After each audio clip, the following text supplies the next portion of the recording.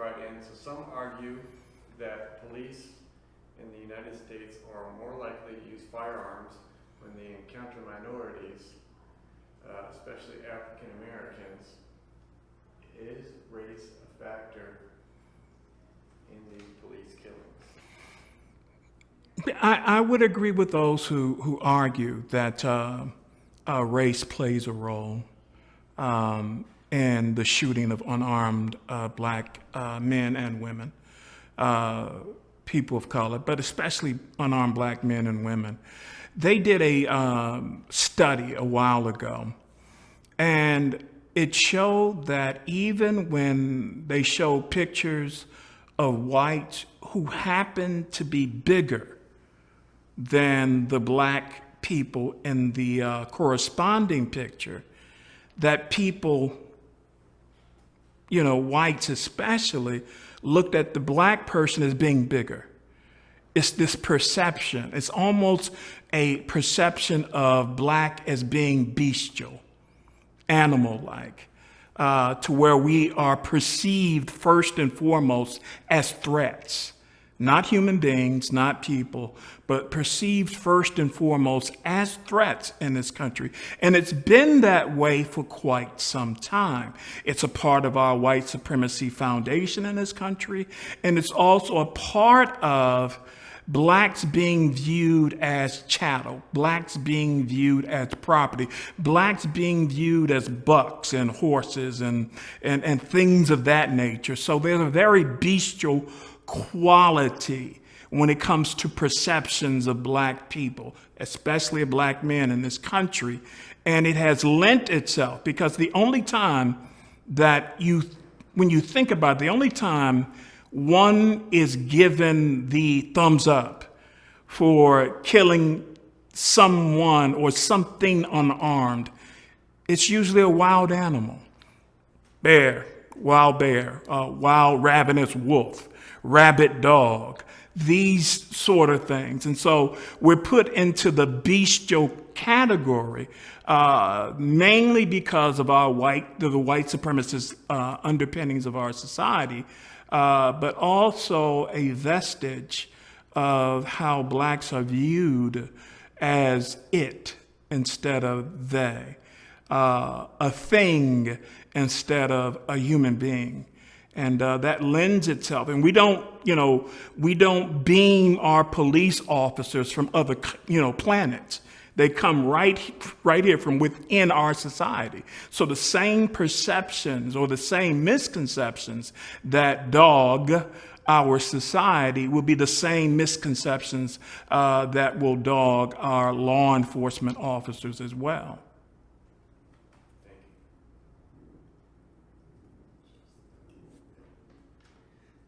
So the latest cases once again raised questions about the U.S. justice system, which many say widely discriminates against African Americans and other minorities.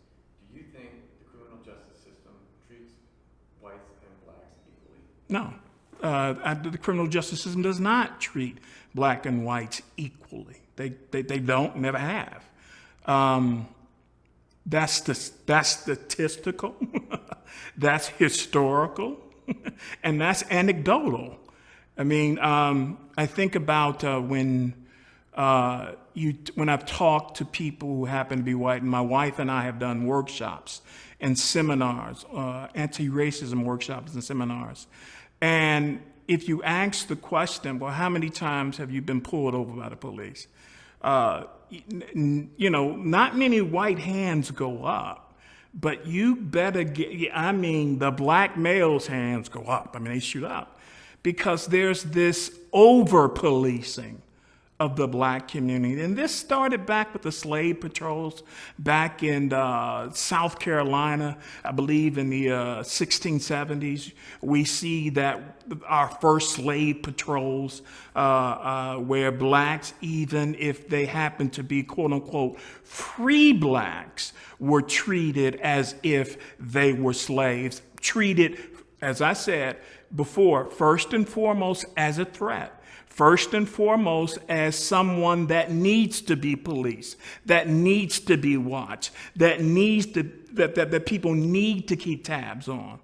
And so when you have this perception of the color of someone's skin being criminalized, and that's what's happened, is that black and brown skin has been criminalized. So there's never a moment's hesitation, for the most part, a moment's hesitation when it comes to thinking in the same sentence or in the same breath, black, criminal, black equals criminal. Because that's what happens when the color of your skin is criminalized, is that every black person is a criminal, no black person is up to anything good. And so when you look at the sentencing data, blacks are being sentenced more for the same offenses as whites are. When you look at mass incarceration, the prison industrial complex in America, black and brown people are put into that system more than anyone else. When you look at the crimes that were committed, by mostly white people on Wall Street in 2008, these are documented crimes. Fortune 500 companies, these Wall Street firms stealing money, from people or gambling, casino capitalism, gambling with the money of the people. How many of them were indicted even? Not just convicted, but how many were even indicted? How many of them went to trial? 0. So but yet and still, they're never looked at as criminal.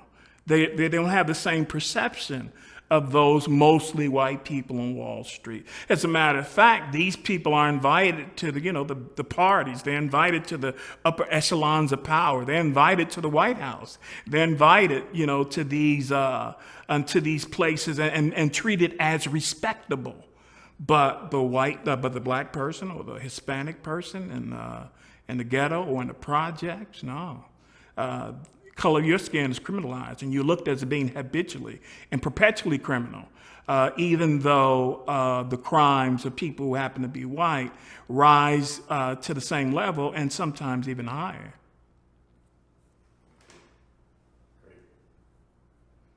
In general, law enforcement officers are given a lot of legal latitude to use force without fear of punishment.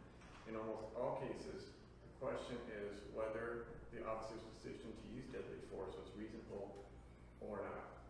Do officers have too much leeway in deciding whether to use force? Yeah, I do think that officers have too much leeway to use deadly force and to use force, period. The case where the man, I don't know if it was 1 or 2 years ago, but the man in Florida who was laying down on the ground with his hands up. I don't know if there's a more non-threatening posture than that. You're laying flat on your back with your hands in the air and you still get shot. This is a black man, of course. You still get shot. So, yeah, I would say that police officers have too much. I think that decision-making power, to a certain extent, needs to be tamped down and taken out of their hands, because there is absolutely, positively no excuse for unarmed people being shot and killed in the way that they are, especially unarmed black people. Now, Justine Diamond, a person who was here in Minnesota on vacation, was shot and killed, and she happened to be white, by a police officer. So it doesn't just happen to blacks. But the question was asked more after her shooting than it was after the shooting of unarmed black people. So we see a difference even when we talk about solutions. Solutions were rarely talked about, at least not in the broader community, when we talked about the shooting of unarmed black people, as it was when Justine Diamond, a white woman from Australia who was tragically shot and killed by a Minneapolis police officer. All right, thank you. Come to the end already. Last question. Police in the U.S. are very rarely prosecuted for shootings, especially if the victim is African American. Why are police convictions so rare in the U.S.? Okay, the police convictions when shooting black suspects or any suspects or anybody. They only have to be suspects, suspected of anything. But I believe that the conviction rate is so minuscule when police officers shoot citizens for some practical reasons, not necessarily racial. The prosecutor who would have to prosecute that police officer has to work daily with law enforcement. They depend on law enforcement to make their cases. They depend on law enforcement to have high conviction rates as prosecutors. Judges count on law enforcement officers to make their judgments, to make their decisions on the bench. So there's a relationship that's not necessarily racial, ethnic in that regard, that law enforcement officers are given the benefit of the doubt from these people in the criminal justice system because they depend very heavily on law enforcement to do their jobs, to make the convictions, to make the decisions while they're sitting on the bench. Now, there's also a racial and ethnic component of this, is that systems and institutions are not immune to the systemic and institutional racism that this country has suffered from since its inception.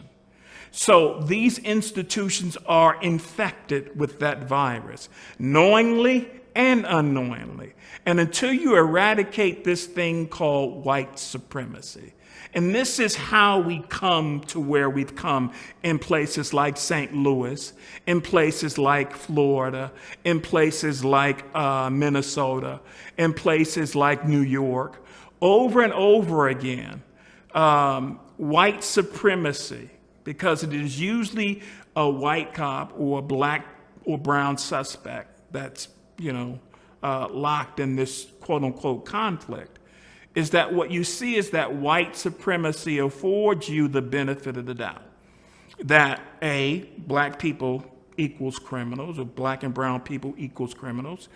B, white person is given the benefit of the doubt because of white supremacy, because white supremacy has its privileges, like American Express, membership has its privileges, that you are given the benefit of the doubt, and especially if you are a white person in law enforcement, you're given an extra layer of the benefit of the doubt. And I've failed to understand why that is the case, given, as I said, we don't bring in police officers from other planets.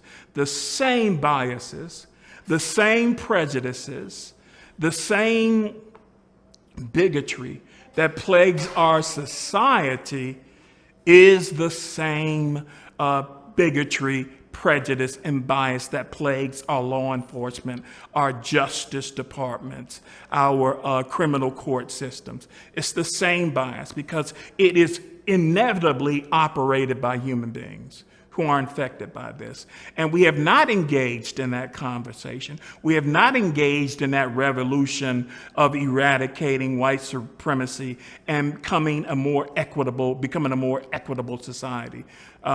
We haven't engaged in that fight, not wholeheartedly, not yet, not at all. So that's where we find ourselves in 2017, is we still have yet to do the hard work of uprooting and eradicating white supremacy. That does make these things more likely to repeat, more likely to continue the cycle of the criminalization of black and brown skin and the brutalization of black and brown bodies by law enforcement officers and the criminal court system. Excellent job. All right.